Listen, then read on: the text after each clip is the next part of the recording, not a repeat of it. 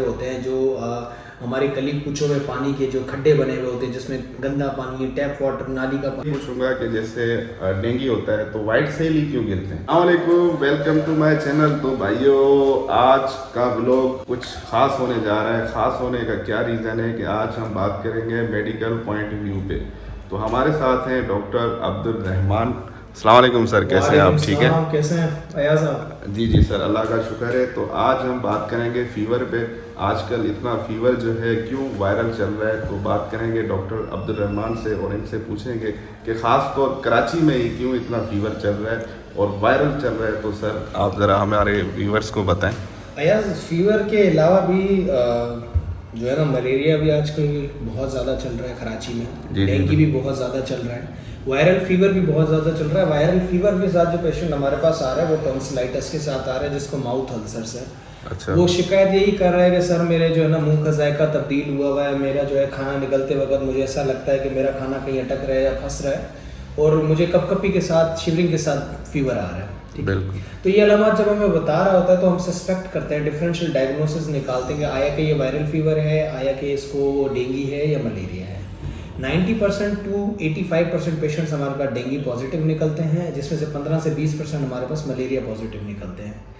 अच्छा, dengue common इस वजह से है क्योंकि अभी जो मौसम चल रहा है ये वायरल मौसम है, जिसके अंदर आपको जो है डिफरेंट वायरल इन्फेक्शंस हो सकते हैं, जिसकी वजह से आपको डेंगू हो रहा है। अच्छा, डेंगू क्यों हो रहा है, किस वजह से हो रहा है? ये जो हमारे पास स्मॉल पाउंड्स बने हुए होते हैं, जो हमारे गली कूचों में पानी के जो खड्डे बने हुए होते हैं जिसमें गंदा पानी, टैप वाटर, नाली का पानी जो भरा हुआ होता है, उस पर जो आलूदगी की वजह से जो मच्छर पैदा होते हैं, वो मच्छर फिर हमारे घरों में दाखिल होते हैं। हमारे पास घरों की हाइजीन नहीं होती, हमारे पास अपनी हाइजीन नहीं होती, हमारे पास सोशल हाइजीन नहीं है, जिसकी वजह से उसकी वो रीज़न है कि मच्छर जो है वो हमें आके जो है वो डेंगू करवा रहा है, जिसमें फिर डेंगू के अलामत ये आते हैं कि mild to high grade fever की तरफ पेशेंट जा रहा होता है। पेशेंट के ये अलामत होते हैं कि भाई मुझे शिवरिंग के साथ बुखार आ रहा है, या फिर ऑन एंड ऑफ फीवर आ रहा होता है, कभी आता है कभी जाता है, कभी आता है कभी आता है।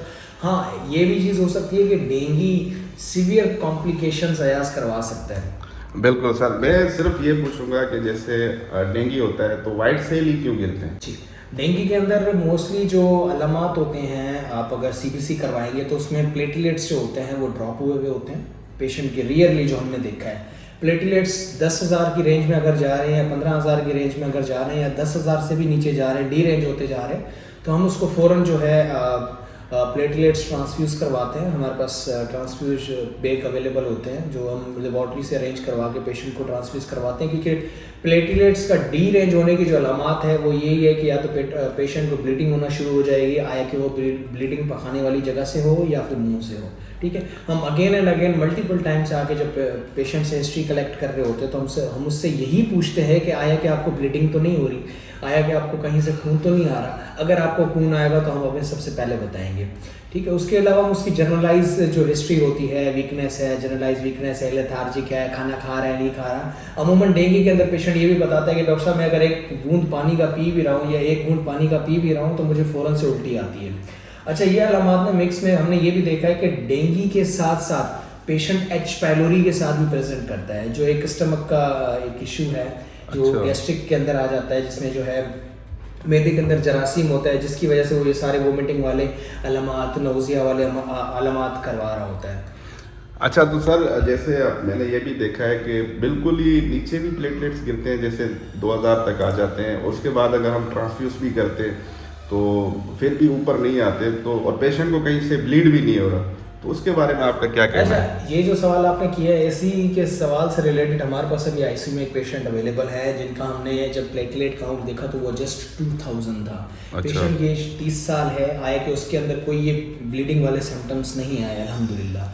तो हमने जब उसको ब्लड ट्रांसफ्यूज़ किया तो उसका ट्रांसफ्यूजन के बाद अल्टरनेटिव डे पे हमारे पास प्लेटलेट्स 4000 थे। फिर हमने जब सीबीसीज की रिपीट की एक दिन के बाद, जो हमारे पास प्रोटोकॉल्स होते हैं उसको फॉलो करते हुए, तो उसकी सीबीसी के अंदर जो उसके प्लेटलेट्स आए तो 9000। इट मीन्स के प्लेटलेट्स जनरेट होना शुरू हो रहे हैं, प्लेटलेट्स अपनी ग्रोथ बढ़ाना शुरू कर रहे हैं। ठीक है, अब इस पेशेंट की हम हाइड्रेशन के ऊपर ज़्यादा फोकस करेंगे कि हम इसको हाइड्रेट रखें।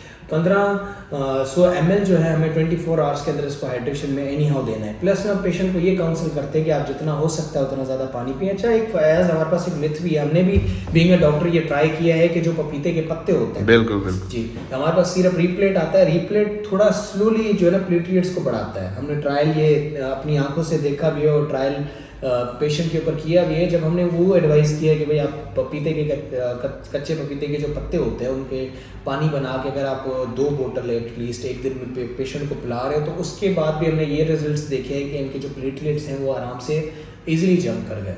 2 लीटर जी, 2 बोतल से अप्रोक्सीमेटली 24 घंटों के अंदर 2 लीटर हो गए ना जी, सर? 2 लीटर 24 घंटे के जी, 24 घंटे अंदर 2 लीटर पीने हैं पपीते के पानी, जूस बना के। पपीते के जो पत्ते होते हैं पत्ते जो उसका पानी, मतलब ये आप ज्यादा कहते हैं कि ये सही रहेगा? जी बिल्कुल ऐसा ही, वैसे क्योंकि हमने रिप्ले- ये है myth, मतलब साइंस इसको प्रूव नहीं कर रही, बट हमने जो है ना इसके रिजल्ट्स काफी अच्छे देखे। हर्बल कह सकते जी, हैं इसको कि जी, हम हर्बल कह सकते हैं। हर्बल कह सकते हैं कि मतलब प्लेटलेट्स इससे ग्रो होते हैं। जी बिल्कुल ऐसा ही है सर? जी बिल्कुल ऐसा। और बाकी फ्लूइड्स वगैरह देना जी, होता है। हाइड्रेशन हम देते हैं आरएल और एनएस को, बिल्कुल। टीडीएस और वीडी के हिसाब से हम चला रहे होते हैं।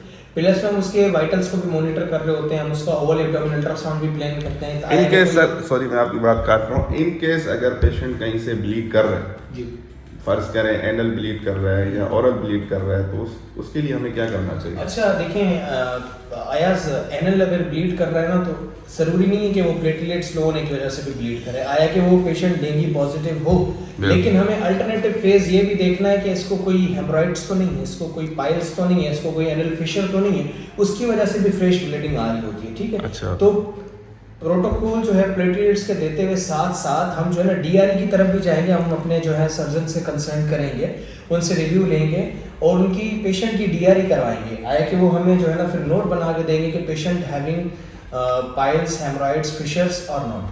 पहला तो ये बात। दूसरी बात ये कि अगर वो ब्लीड कर रहा है तो हम उसको प्रोटोकॉल देंगे ट्रांसमीन का। ट्रांसमीन अच्छा। 500 mg जो है हम ओडी करके चला रहे होते हैं। प्लस में हम उसकी दोबारा हाइड्रेशन के ऊपर फोकस करेंगे। मेन डेंगू की कोई स्पेसिफिक ट्रीटमेंट नहीं है, सिर्फ हम हाइड्रेशन के ऊपर फोकस करते हैं। हम प्लेटलेट्स जो हैं उसको मॉनिटर करना हमारे लिए एक हाई प्रोटोकॉल होता है डेंगू के अंदर। मलेरिया के अंदर फिर ये होता है कि हम उसकी जो है मेडिकेशन शुरू करवाते हैं, उसके प्रोटोकॉल्स वगैरह उसको हम दे रहे होते हैं। तो भाइयों ये था आज हमारा टॉपिक डेंगू पे। तो इसी तरह की व्लॉग्स वीडियो आया करेंगे जी, जी। इंशाल्लाह। जी, जी। आपको अगर कोई चीज़ समझ ना आई हो या आप लोगों ने कुछ जी, जी, चीज़ें मैम बोलें। पूछनी हो तो आप मुझे कमेंट करके लाजमी पूछिएगा। इन केस अगर आपको घर पे डेंगू चल रही है, अल्लाह ना करे, अगर किसी भी फैमिली जी। मेम्बर को या किसी भी अड़ोस पड़ोस में किसी को डेंगू चल रहा है, तो उसके लिए अगर आपको कोई परेशानी हो रही है तो हमें राब्ता करें, हम आपको ज़रूर बताएंगे। तब तक अपना बहुत सारा ख्याल रखिएगा, हमें दुआओं में याद रखिएगा। अल्लाह हाफिज़। ठीक है।